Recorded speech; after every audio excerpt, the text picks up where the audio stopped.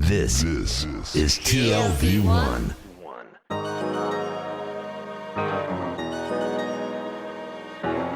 The Tel Aviv Review.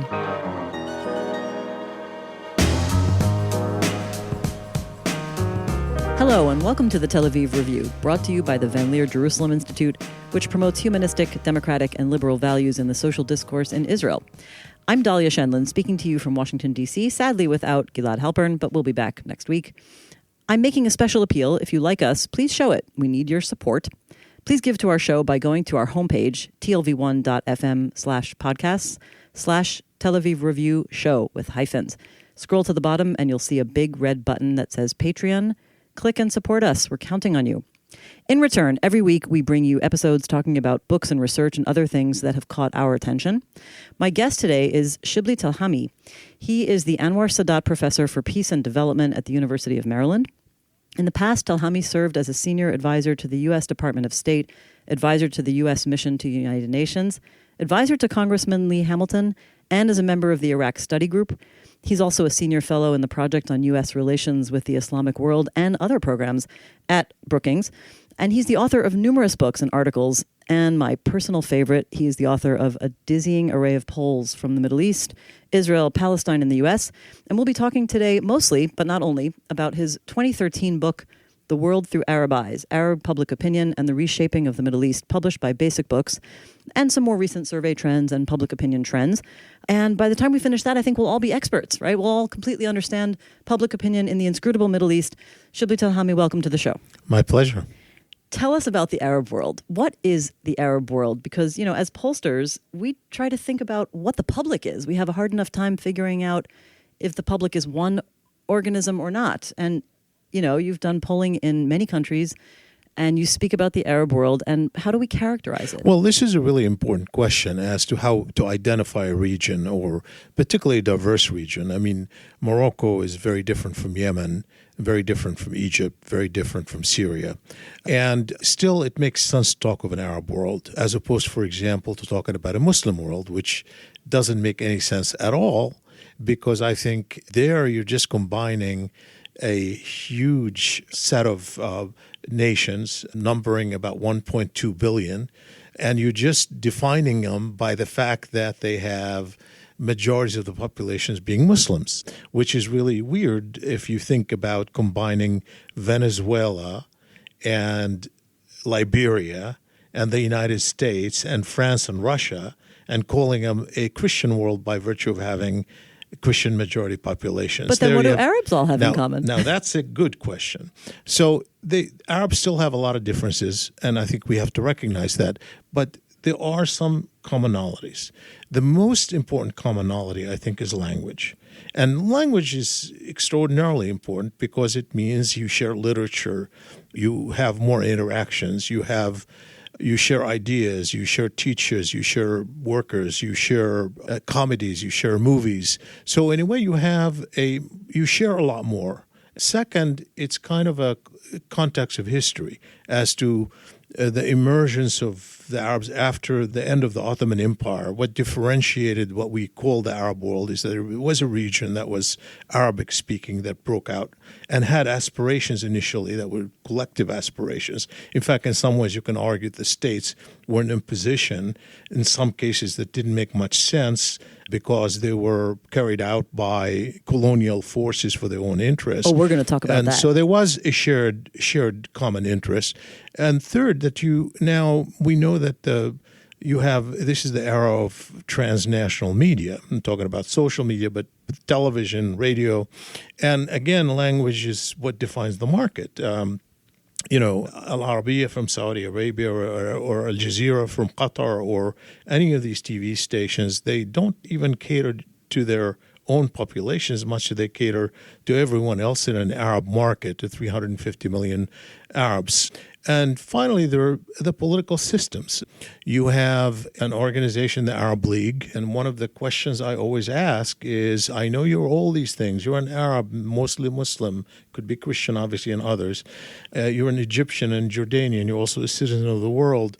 Which one is most important to you today? You also, just to think about granting people that they're all these things, Where is Arab in this picture? That's the real big question about how people define themselves. And what we do find is that although Arab is not really at the top of the priority selection for most people in the countries that we have studied over the past couple of decades, what we do find is that it is still got a significant number of people who say it's either number one or number two. What's a significant number? I mean, roughly about a quarter, majority? particularly since 9/11. This is very interesting because one of the recent survey research by the Arab Center, which is from 2017, 2018, found that when they gave people a statement, Arab peoples are a single nation, 77% in the aggregate of the Arab world, and they studied 11 countries there, agreed with it. And only 19% supported the statement that that we are separate nations tied by only tenuous links. Does that reinforce this sense that there is a real shared identity? Well, even first if they of all, ask it in a different way? Yeah, I mean, you have to ask it in multiple ways because this is one that can tell you something about self-perception. There's no question that Arabs still think of Arabism as important to them. Whether it's number one or not, they still think that it's important to them. And Arabs still think that being more unified is better for them than not. I mean, there is no question that whether you're Syrian or Jordanian or Saudi, think that part of the problem in the Arab world is the Arabs are not united enough, and the division in the Arab world is undermining each one of them separately. So you think this might be a wishful thinking so rather it's, than it's a more bit of reality? wishful thinking. How important is state identity? How important is global identity? Because a lot of globalists now in the Arab world, surprisingly, just like we have in the West, particularly in the U.S., among young people who feel their top priority is global To be a citizen of the world. Citizen of the world. Yeah. And it's still a minority, but it's a rising minority, especially among the young people. What do you think are the implications of a self-perception or a desire for people to feel themselves Arab before one of the other identities or to support one unified Arab nation? How is that distinct from saying I feel myself more to be an Iraqi or a Syrian or something else? There are several things. One is that it's clear that people care about what happens to other Arabs. So, I mean, think a little bit about the Arab uprisings. Okay, the Arab uprisings, they started in Tunisia, but they moved rapidly across the Arab world because the story was an Arab story. And they didn't expand beyond the Arab world. They didn't go into other Muslim-majority countries so much. They remained within the Arab world. It was really an Arab story. So you don't think And there the was an influence inspiration- of Ukraine from 2004? It took a while to get to the Arab world. I don't really think that. I mean, my interpretation of the Arab uprisings is that in the prior years, it's not that there was no reason for Arabs to revolt. In fact, the biggest question among political scientists, why haven't Arabs revolted already? We knew we had authoritarian regimes. We knew people were unhappy. We knew people wanted to see change. So why didn't they revolt before? So that's the big question. What happened in 2010, 2011, I think, is that there was this empowerment of the information revolution that took governments by surprise. It happened so rapidly, not just in the rise of transnational television that I have measured in my poll over a decade, where in Morocco, nobody watched Al Jazeera before. It was either local television or French, and suddenly Al Jazeera becomes number one for news in places like Morocco. So we've seen the impact of transnational media television, and then we had a remarkable rapid rise in the use of the internet and social media that enabled people to mobilize and get out in the streets without the need for political parties and without the governments knowing how to deal with it so rapidly. It took them by surprise. So why is it that the closer people are to the source of legitimacy, the more they feel like they need to intervene outside of their own boundaries? And it's very simple because, in a way, if you define yourself as an Arab, that means you're either speaking for the Arabs or what happens to other Arabs matter to you, or whether or not other Arabs approve of what you're doing then becomes a source of legitimacy. So if you're a president of Egypt or president of Tunisia or king of Morocco, if other Arabs think that you're not doing well, that undermines your source of legitimacy. And so you have a stake in what other Arabs think, even beyond their own boundaries, and therefore you have even more reason to want to control the narrative of other Arabs, which is one of the battles that we see now, the battle for narrative. But this is a very interesting tension. I mean, when you think about the whole question over Sykes-Picot is whether people in the Arab world really bought into their national identities or not. And should it be scrapped? And is it breaking down? And what you're saying is that even if it exists and even if it's a political fact, people's ideas about themselves stretch far beyond the modern nation states that we see. No question in my mind. What does that mean for Sykes-Picot in the future? Maybe that's what I want to know. I don't think it's, I wouldn't even use the Sykes-Picot agreement as kind of the bottom line for this. I think we all have fluid identities. Everybody does. And I think that national identity itself is fluid. And I think we all have multiple identities. No one has a single identity. Not in America, not outside. I see this fluidity as a function of interaction with others. And it is, let me give you a couple of examples. In the case of the Middle East, if you look at what happened in the years after 9/11, but especially after the Iraq War, when Arabs really saw American foreign policy and Western foreign policy as aimed at weakening Muslim, they saw the war on terrorism as a war on Islam, it led to a rise in Islamic identity over Arab identity, over state identity for much of that decade. In America, we were divided. We had a rising global identity, particularly among young people. We've been tracing that for a while now.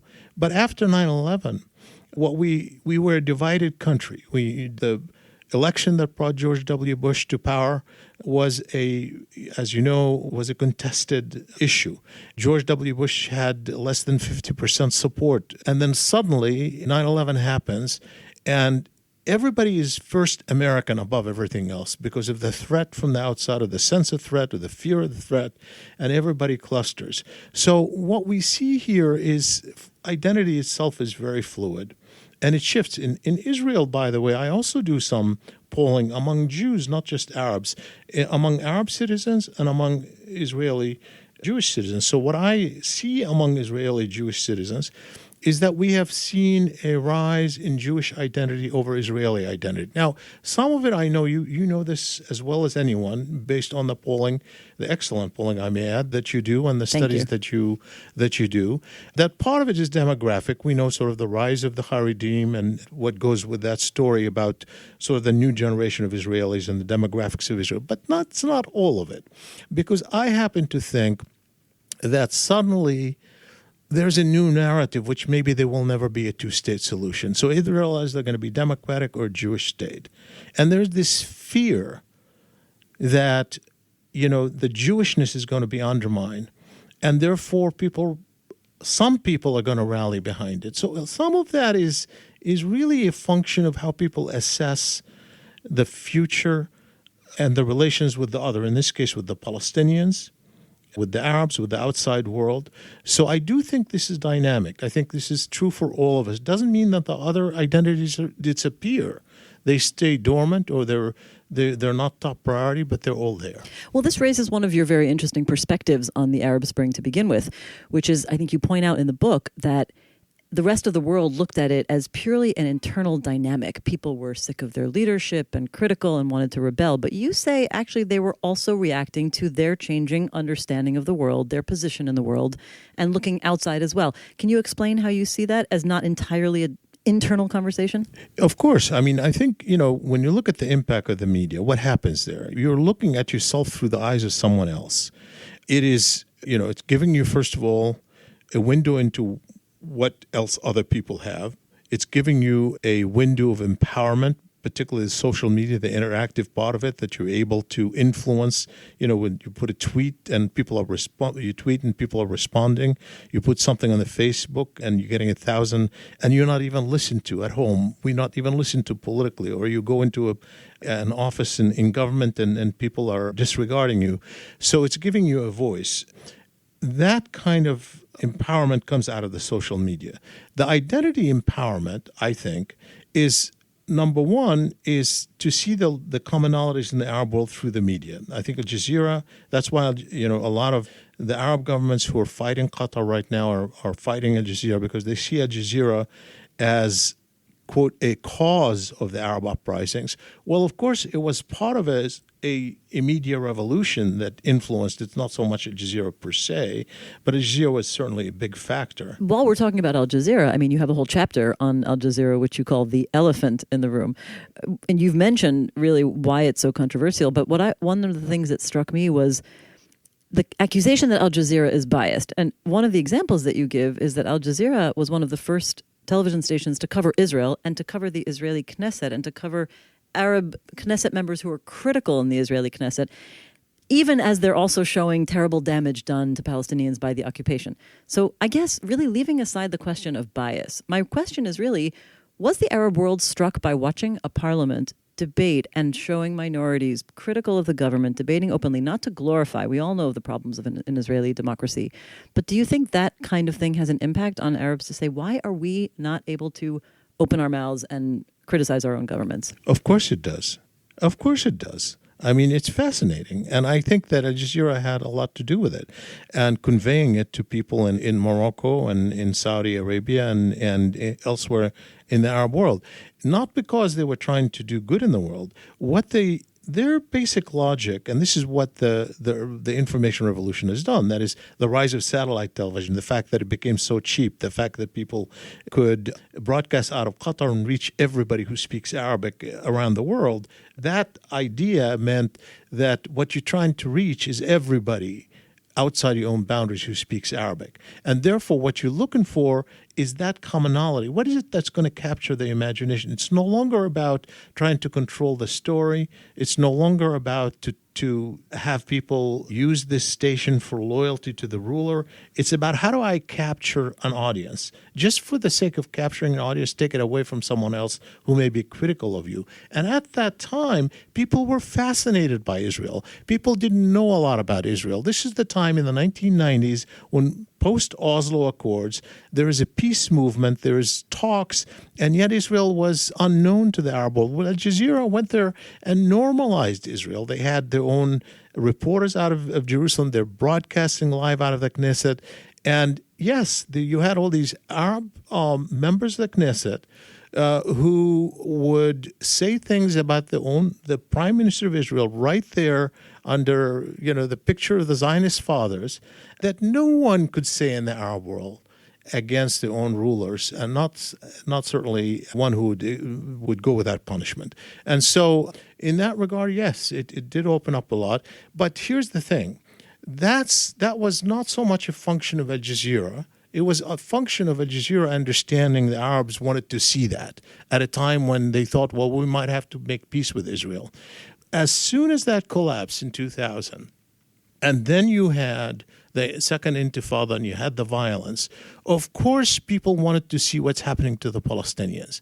And they covered that story. And they took away all the audiences from Egyptian television, from Saudi television, from local television. So in a way, they captured the market, but they captured the market because they understood what people were looking for at that time. And especially when those other television stations, as you point out, may have had an interest in downplaying the damage that was being done to Palestinians. Exactly, Right. Because they worried that it would play against them, that people say, why aren't you doing something about it? The opposition would use it, and they were frightened by that prospect. I want to go back to one of the big questions about the Arab Spring that you raised very early on. It seems like there was this narrative that prior to the Arab Spring, public opinion didn't really matter that much because these were authoritarian regimes. Then there was the Arab Spring. All of a sudden, Arab leaders and everybody else had to listen to Arab public opinion. First of all, is that narrative accurate? And secondly, where is it now, given what's happened with the Arab Spring? Well, this is kind of another interesting question. I've written about it as well, which is about sources of legitimacy. Of course, the Arab public is in some ways powerless in these regimes and have been historically.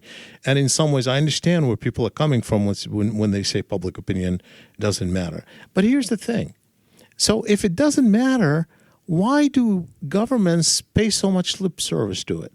Why do they go to such lengths to make themselves like the issue of Palestine? If it doesn't matter to them, why do they have to wrap themselves in Palestinian flags every time there's a crisis? So the fact is that governments think that it matters at some point, even not necessarily because it's going to lead into revolt, but they understand that means people are waiting for an opportunity. may not be able to do it, but they always are looking behind their shoulders to see if somebody is plotting against them. That's number one. I sometimes think public opinion matters more when a country is not democratic because there's not a good nonviolent means of expressing your political frustration. Good point. The question is, how are they going to manifest this against the government? Well, they manifest it in multiple ways. One way, of course, is they make the government's lives harder. It costs governments more to maintain public support. When you're swimming against the current, it's going to be harder than when you're going with the current. And so the governments will spend more of their energies, more of the resources trying to keep themselves in power and keep a picture of legitimacy. Second, you have public opinion where I always wondered, for example, with the U.S. fighting al-Qaeda in places like Pakistan. So the overwhelming majority of people in Arab and Muslim world were not members of Al-Qaeda, would never join Al-Qaeda. They don't condone what Al-Qaeda does necessarily. And just to point out that the surveys show that those numbers are pretty overwhelming. Very small numbers. Those who don't support them. That's right. I mean, we have, for example, in our polling, I had a specific question asking, what aspect of Al-Qaeda do you admire most? And people, their method of operation, very few people said their method of operation. Very few people said their Taliban-like worldview.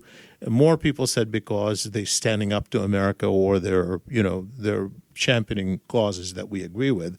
But the point is, if you dislike the government more than you dislike Al-Qaeda, or if you dislike the U.S. more than you dislike Al-Qaeda, you may not join Al-Qaeda, but you're going to look the other way. You're going to look the other way when people are operating in your midst. And that's what happens in many of these countries. Not that people join. People do it. They don't like them, but they like it's just the enemy. There's something else they like worse, and so they choose their Exactly. battles. Very interesting. At the time, you referred to this newly resurgent importance of public opinion as you wrote, I like this quote, you said, "You wonder when this awakened giant will find its bearings." What did you mean by finding its bearings? What would that look like to you? It's hard to know. We've seen what happened with Egypt. Great backlash of repression. Is that what you're talking about? Sure. We've seen what happened elsewhere. I think I always understood, as I said in my book in 2013, in the conclusion, that it's a dynamic game, by which I mean there is a new public empowerment in the Arab world. There's no, people are not idiots. You can't keep them in the dark. I mean, information is available. You can control only that much. And people understand what's going on. You should see what's circulating in the social media, despite the efforts of the government, how they see their governments, the jokes, the cartoons, the stories that are ongoing everywhere. But at the same time, the governments have recovered from the surprise of 2010, 2011. They have a lot of resources, and those centers of power don't go away. But we do know, politically, beyond public opinion, that you have this secular religious divide. You have people who are invested in existing power institutions, people who are outside of them. You have people who are on the left and people who are on the right. So you have people with varying identity views. Yes, Arab nationalists tend to, for example, and Muslim nationalists tend to be supportive of the Palestine question more than statists in the Arab world. We see that. And one of the other interesting commonalities I found was that your research point, you have a chapter on empathy, and you noted that people who are more religiously identified are less likely to feel empathy towards the other, in this case, the other being Israeli Jews, which you tested, which is really the reverse, exactly what we see in the Israeli side, that people who are more religious tend to be more hardline and have a harder time identifying with the other. Are we really looking at, some problem, between people's religious outlook and their ability to empathize with an other, be flexible in their political attitudes? It's interesting. It's a very interesting question because I know you studied religion. I have too. I'm actually writing... Confession. We've both studied the confession. We've both studied religion. And I am writing a book on the evangelical Christians right now. And I'm doing a lot of research on them, including public opinion polls. I've done a major one in 2015, and I've just done one now for the book.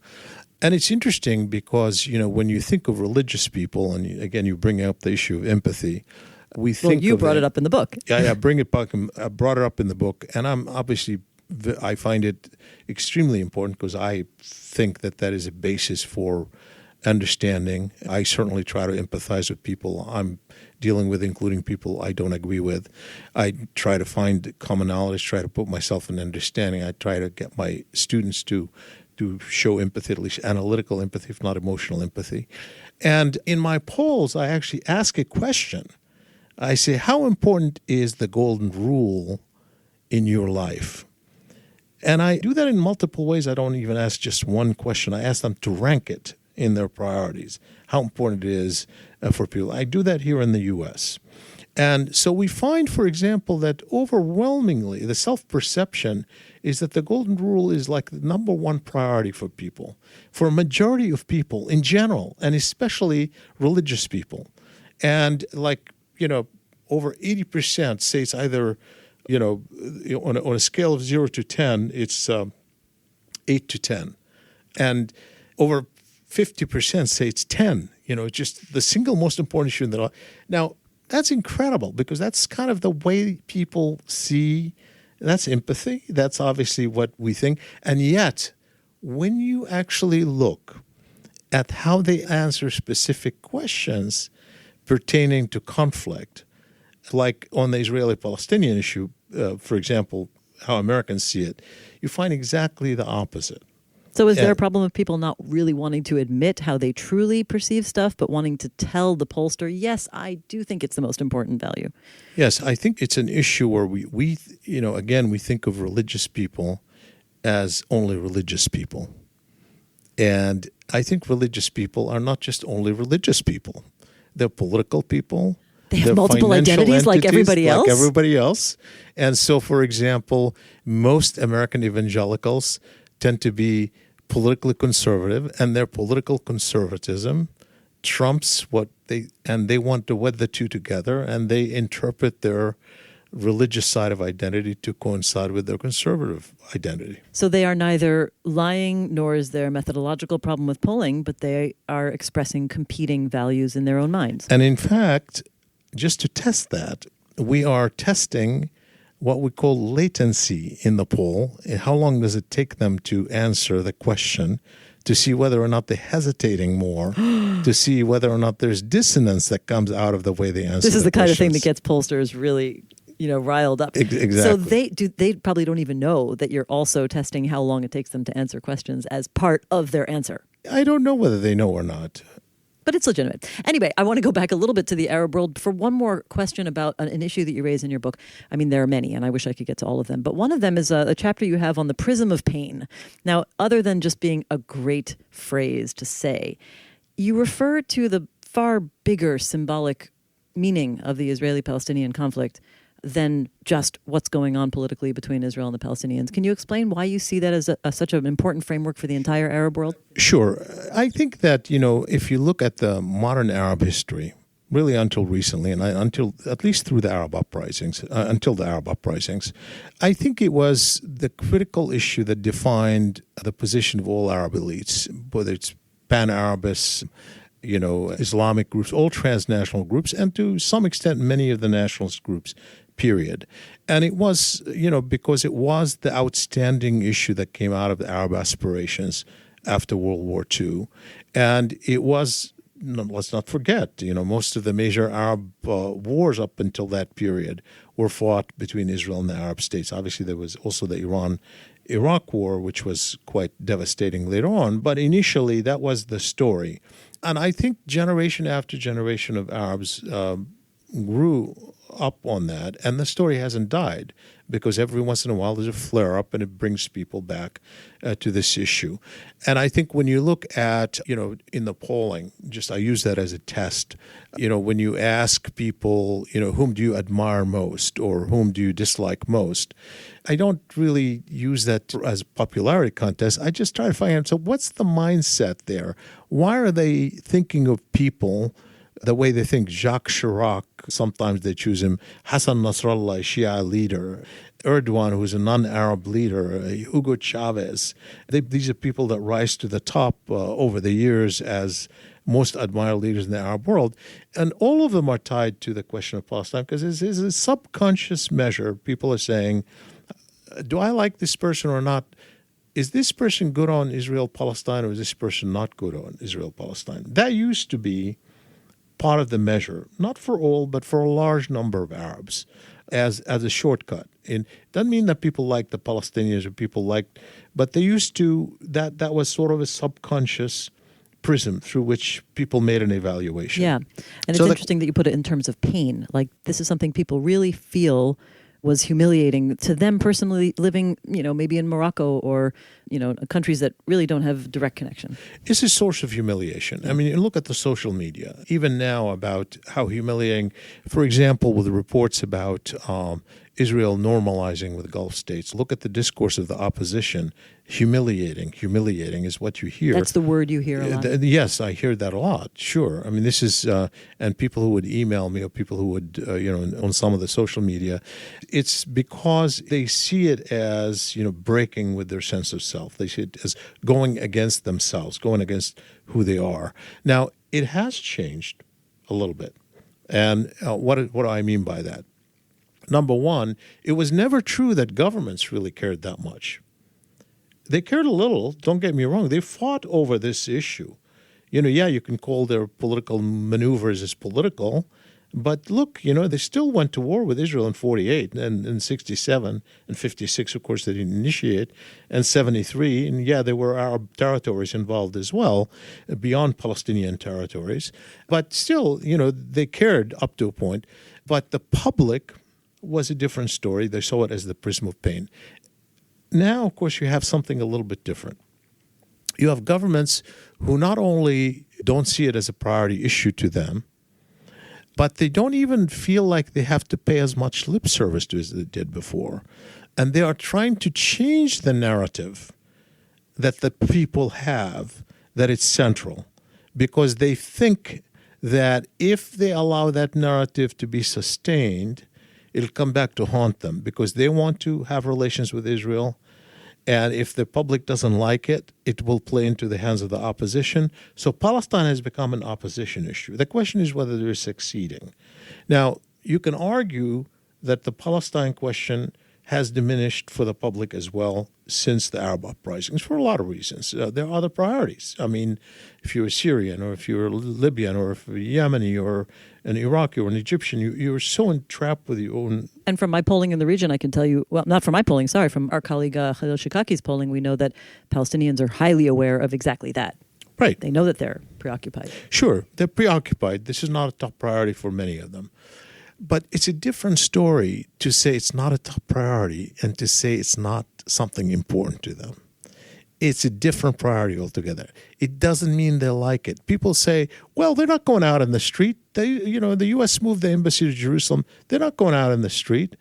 Well, first of all, of course, some did go into the street. It's not true. And in some places, I was in Mauritania, of all places, in Africa recently, and they had built right in front of the U.S. embassy there in the square facing the U.S. embassy. They built a mini Aqsa mosque right there, just for the Americans to stare at regularly. People do have a way of reflecting, but that is hardly a measure. I mean, think about this. We've had a journalist who was not even a dissident or an opposition, who was a loyal opposition, mildly critical of government, who ended up being killed and cut into pieces.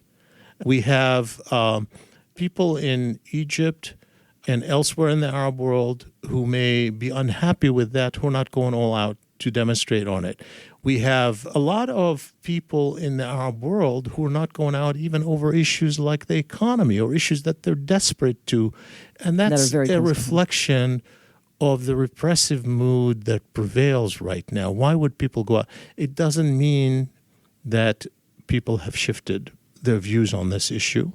And even the Saudi government, which has initially signaled it would put pressure on the Palestinians, found itself having to publicly at least take a different posture. Yes, it wants to still coordinate with Israel. It's not going to stop that. They'll do it as much as they could, but they're not in a position to persuade the public to change their mind on Palestine. Interesting. We have to end soon, so I want to bring it back to a big, broad, predictive question, which we pollsters hate predictive questions. But I will say that the Arab Center polling from 2017 and 18 found that over three-quarters, or roughly three-quarters, of the Arab world, and they surveyed 11 countries, still think democracy is the best form of government as opposed to other forms they tested. And I want to ask you, your research covers a dizzying range of the Arab world countries, Arab citizens of Israel, Israeli Jews, Americans.